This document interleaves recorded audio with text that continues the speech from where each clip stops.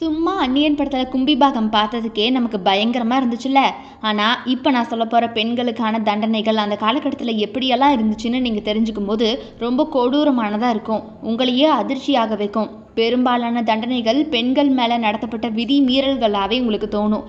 அந்த அளவுக்கு பார்த்தீங்கன்னா ரொம்ப ரொம்ப கொடூரமான தண்டனைகளை கொடுத்துருக்காங்க. சொல்லப்போனால் கவிதைகளில் பாடல்களில் பெண்களை புகழ்ந்து போற்றி பாடக்கூடிய இதே சமூகம்தான் நிஜ வாழ்க்கையில் அவங்கள கண்ணீர் சிந்த வச்சிருக்குது. ஒரு காலகட்டத்தில் பெண்ணாய் பிறப்பதே பாவம்னு எண்ணும் அளவிற்கு பெண்களுக்கு எதிரான அடக்குமுறைகள் கொடுமைகள் அன்னையிலேருந்து இன்னைக்கு வரைக்கும் நடந்தேறிக்கிட்டே தான் இருக்குது.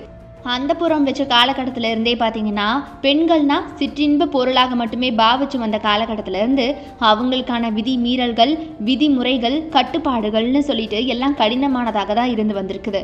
அதாவது பெண்கள் தாண்டி வந்த பாதை ரொம்ப கொடூரமானது, முற்களால் நிறைஞ்சது. ஸோ வாங்க மக்களே, அந்த காலகட்டத்தில் பெண்களுக்கு மட்டுமே கொடுத்த தண்டனைகளை பற்றி பார்க்கலாம். உலகத்துல தாயை விட பெரிய சக்தி எதுவுமே இல்லை. ஏன் என்ன அடிச்சதுல அவருக்கு அப்படி ஒரு பெருமை?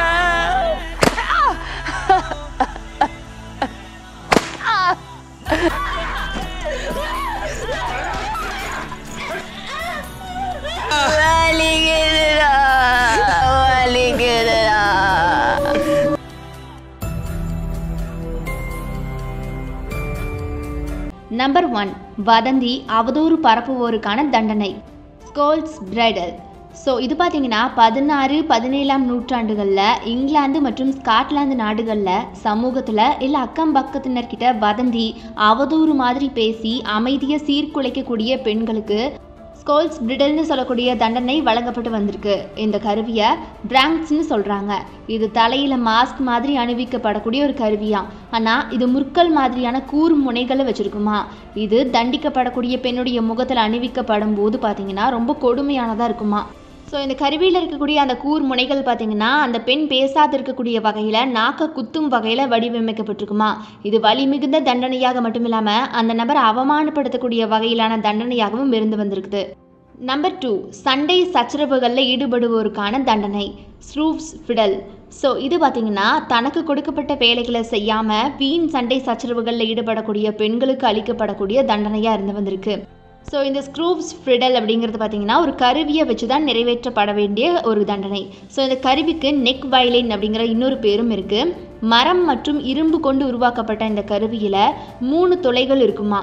முதல்ல இருக்கக்கூடிய துளை ரொம்ப பெருசாகவும் மீதி இருக்கக்கூடிய 2மே ரொம்ப சின்னதாகவும் அமைக்கப்பட்டிருக்குமா. பெரிய துளையில கழுத்தையும் அதுக்கு அடுத்து இருக்கக்கூடிய 2 துளைகளில் முகத்துக்கு முன்னாடி கைகளையும் கட்டி போடுற மாதிரி அமைஞ்சிருக்குமா. டென்மார்க், ஜப்பான், ஈரான், ரோமாபுரி, ஜெர்மனி மாதிரியான நாடுகளில் இந்த தண்டனைகள் பெண்களுக்கு வழங்கப்பட்டிருக்கு.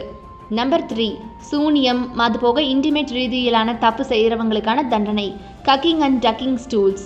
ஸோ 13லேருந்து 17ஆம் நூற்றாண்டுகளுக்கு இடையிலான காலகட்டத்தில் கக்கிங் ஸ்டூல்ஸ் தண்டனை வழங்கப்பட்டிருக்கு பெண்களுக்கு. ஸோ அந்த காலகட்டத்தில் பெரும்பாலான பெண்களுக்கு இந்த தண்டனை வழங்கப்பட்டிருக்கு. இருந்தாலும் வர்த்தக ரீதியிலான குற்ற செயல்களில் ஈடுபடும் ஆண்களுக்கும் கூட இந்த தண்டனை அப்பப்போ வழங்கப்படுமா. சூனிய வேலைகள் அது போக விபச்சாரம் இது போக இன்டிமேட் ரீதியிலான தப்புகள் ஒழுக்கமின்மை காரணமாக பெண்கள் பார்த்திங்கன்னா இந்த தண்டனைக்கு உட்படுத்தப்படுவாங்க. குற்றம் சாட்டப்பட்ட பெண்ணை நாற்காலி வடிவிலான இருக்கையில் ரொம்ப இறுக்கமாக கட்டி போட்டு ஊர் முழுக்க அழைச்சிட்டு போய் அவமானப்படுத்துவாங்களாம். நம்பர் 4, குடிப்பழக்கம் இருக்கக்கூடிய பெண்களுக்கான தண்டனை, ட்ரங்கர்ட்ஸ் க்ளோக். 16 மற்றும் 17ஆம் நூற்றாண்டுகளில் பொதுவெளியில் குடிபோதையில் உலாவி வரக்கூடிய பெண்களுக்கு வழங்கப்படக்கூடிய தண்டனை தான் இது. பீர் பேரல் போல ஒரு பெரிய ஆள் உயர மரவடிவ பெட்டி இருக்குமா. ஸோ இதை மேலாடை போல குற்றம் சாட்டப்பட்ட நபருக்கு அணிவிச்சிருவாங்களாம். இதில் தலை மற்றும் 2 கைகளுக்குன்னு சொல்லிட்டு துளைகள் இருக்குமா. அதிக எடை கொண்ட இதை அணிவிச்சு ஊர்வலமாக அழைச்சிட்டு போய் அவமானப்படுத்துவாங்களாம். அது போக இவங்க நடந்து வரும்போது மரியாதை குறைவாக ரொம்ப கூச்சலிட்டு அவங்களுக்கு கிடைக்கக்கூடிய பொருளெல்லாம் தூக்கி வீசி திட்டி தீப்பாங்களாம்.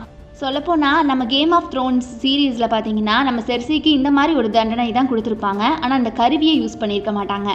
நம்பர் 5, டாட்டூ பச்சை குத்துதலுக்கான தண்டனை. இந்த தண்டனை நம்ம நாட்டில் கூட பல ஊர்களில் இன்றைக்கும் கடைப்பிடிக்கப்பட்டுட்டு வருது. குற்றம் சுமத்தப்பட்ட நபருடைய உடலில் அவங்க செஞ்ச குற்றம் அல்லது வேறு ஏதாவது அவமானப்படுத்தும் வகையிலான குறிகள் வாக்கியங்கள் பயன்படுத்தி பச்சை குத்துவாங்க. அதாவது பச்சை குத்தி கழுத மேலே ஏற்றுங்க அப்படின்னு சொல்லுவாங்க. இல்லை கரும்புலி செம்புலி குத்தி கழுத மேலே ஏற்றி ஊர்வலமாக கூட்டிகிட்டு வரலான்னு சொல்லுவாங்க அந்த காலத்து படத்தில். ஸோ நிறைய தமிழ் படங்களில் அந்த காலத்தில் இதை நம்மளால் பார்க்க முடியும். இதன் மூலமாக அவங்க சமூகத்திலிருந்து ஒதுக்கி வைக்கப்பட்ட நபராகவும் உரிமைகள் பறிக்கப்பட்ட தனித்து விடப்பட்ட நபராகவும் கருதப்படுவாங்க. அந்த காலகட்டத்தில் பெருமளவு அவமானப்படுத்துறதுக்கான தண்டனையாக இதுதான் சூஸ் பண்ணியிருக்காங்க. நம்பர் 6, உடல் உறுப்பை சேதப்படுத்துறது.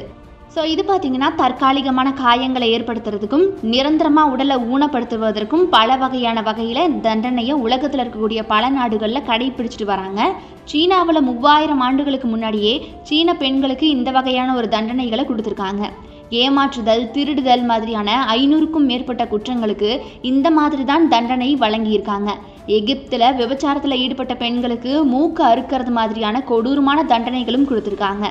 நம்பர் 7, சமூக அந்தஸ்தை பறித்தல்.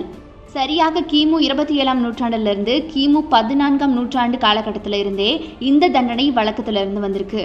இது ஏறத்தாழ ஊரை விட்டு ஒதுக்கி வைக்கக்கூடிய முறை மாதிரி தான். நாங்கள் இருக்கக்கூடிய ஊரில் அவங்களுக்கு வழங்கப்பட்ட உரிமைகள் பறிக்கப்பட்டு வசதிகள் திரும்ப பெறப்பட்டு பொருளாதார சுமைக்கு உள்ளாக்கப்படுவாங்க. பெரும்பாலும் பார்த்தீங்கன்னா விபச்சாரம் அல்லது தகாத உறவில் ஈடுபட்ட பெண்களுக்கு இந்த மாதிரியான தண்டனைகள் வழங்கப்படுமா. ராஜவம்சத்தை சேர்ந்த பெண்கள் இந்த மாதிரியான குற்ற செயலில் ஈடுபடும் போது மரண தண்டனை கூட வழங்கப்படுமா.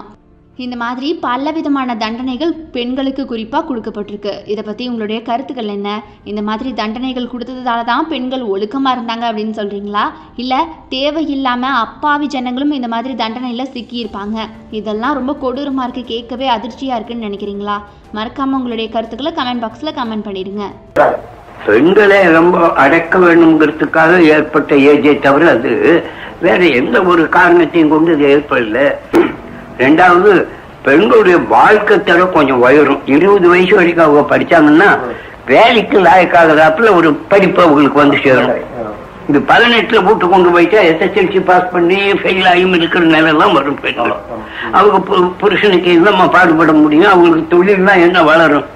எவ்வளவு நாளைக்கு கல்யாணத்தை செஞ்சு போடுறோமோ அவ்வளவு நாளைக்கு நல்லது.